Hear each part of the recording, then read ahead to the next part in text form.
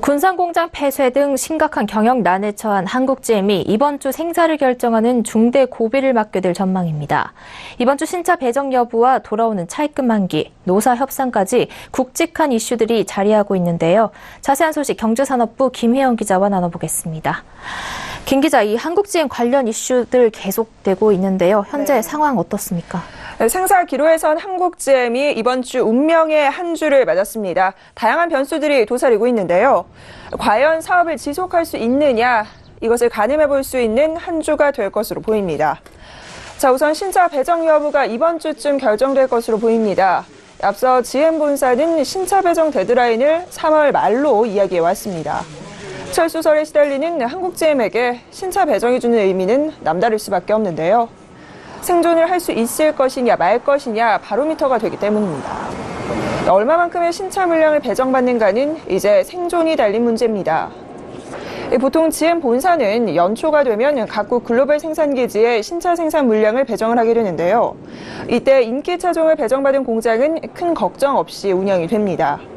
즉 신차 물량을 배정받아야 근로자를 쓰고 공장을 돌리고 실적을 낼 수 있기 때문에 회사의 명운이 달렸다라고 보면 되는데요. 반면에 물량을 받지 못하게 되면 군산공장 폐쇄에 이어서 창원과 부평공장도 위험할 수도 있다라는 뜻이 됩니다. 한국GM 관계자는 이달 초부터 본사에서 글로벌 신차 배정 논의가 시작이 됐는데 현재 한국GM 때문에 발표가 늦춰지고 있다고 말했는데요.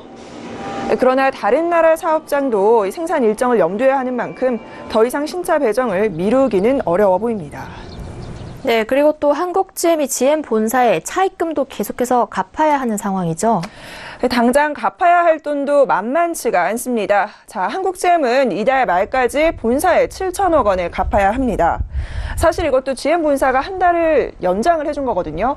그런데 과연 또다시 연장을 해줄 것이냐, 이 부분은 불투명한 상황입니다. 엎친 데 덮친 격일까요? 다음 달에는 더 큰 돈을 갚아야 합니다. 4월 초 납부해야 하는 차입금이 9,880억 원에 달합니다. 다행히 이 부분은 산업은행이 현재 한국GM이 재무실세를 진행하고 있는 만큼 시간을 좀 벌지 않겠느냐, 벌었다라는 시각도 우세한데요.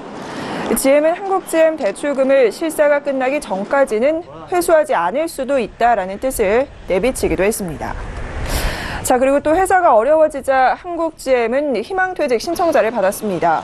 신청자가 2,500여 명에 달했는데요. 이들에게 4월 달 안에 위로금을 줘야 합니다. 통상 2년에서 3년치 연봉을 주게 되는데 한국GM의 평균 연봉이 8,700만 원이라는 점을 감안하게 되면 대략 5,720억 원의 퇴직 위로금을 현재 지급해야 하는 상황입니다. 네, 그리고 또 한국GM 회생하기 위해서 중요한 변수 중 하나가 바로 노사 협상인데요. 내일 한국GM 노사가 7차 임금 및 단체 협약 교섭을 진행한다고요? 네, 노사 협상은 사실 현재 좀 지지부진한 상태입니다. 노사 양측이 서로의 입장을 전혀 좁히지 못하고 있습니다. 사실 노조의 선택에 따라 회사의 명운이 달렸다라고 해도 과언이 아닐 텐데요. 어느 정도 노사와 합의안이 도출이 돼야 이를 바탕으로 본사와 정상화 협의에 들어갈 수가 있습니다. 자, 일단 내일 한국GM 노사가 내일 다시 마주 앉게 됩니다.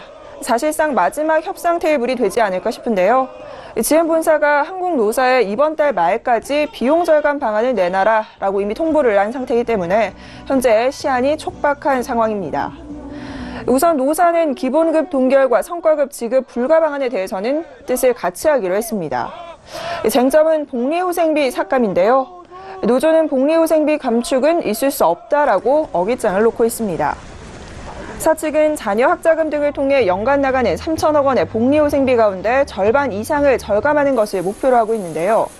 반면 노조 관계자는 임금과 성과급까지 양보를 했는데 복리후생비 절감은 있을 수 없는 일이라며 선을 그었습니다. 오히려 60세 이상인 정년을 65세로 늘려달라, 또 모든 종업원을 10년간 정리해고하지 않겠다는 고용안정협정서를 체결하는 등 무리한 요구를 하고 있는데요. 사실 지금 노조가 이러고 있을 때가 아니다라는 비판이 거셉니다. 회사가 망하느냐 마느냐는 절체절명의 시기에 노조의 기득권 포기 없이는 공명의 길로 갈 수밖에 없다라는 것은 자명하다라는 지적들이 일고 있는데요. 자, 지금이 회사를 살릴 수 있는 골든타임일 수도 있습니다. GM 본사는 한국GM 투자를 위해선 노사 합의가 선행돼야 한다라고 거듭 경고를 하고 있습니다. 그만큼 회사의 미래를 생각하는 노조의 대승적 결단이 필요한 시점입니다. 네, 회사 상황이 이렇게 어려워지다 보니 근로자들이 목숨을 끊는 사고도 잇따르고 있다고요. 네, 안타까운 일들이 일어나고 있습니다. 어제 폐쇄를 결정했던 군산공장 근로자 A씨가 숨진 채 발견이 됐습니다. 회사 사정이 어려워지자 이를 비관한 것으로 보이는데요. A씨는 군산공장에서 20년 넘게 생산직으로 근무를 해왔는데 최근 군산공장 폐쇄가 결정이 되면서 희망퇴직을 앞둔 상태였습니다. 이달 초 50대 희망퇴직자에 이어 벌써 두 번째로 안타까움을 더하고 있는데요. 평생을 바쳐온 일터를 한순간에 잃게 된다는 것, 과연 어떤 의미일까요? 한국GM 생사에 우리 국민 30만 명의 일자리가 달려 있습니다. 노조와 회사가 한 발짝 양보하는 자세를 통해 회생 방안과 함께 이를 고민하고 강구해야 할 때가 아닌가 싶습니다. 네, 이번 주 중대 고비를 맞게 된 한국GM의 상황을 김혜영 기자와 짚어봤습니다. 고맙습니다.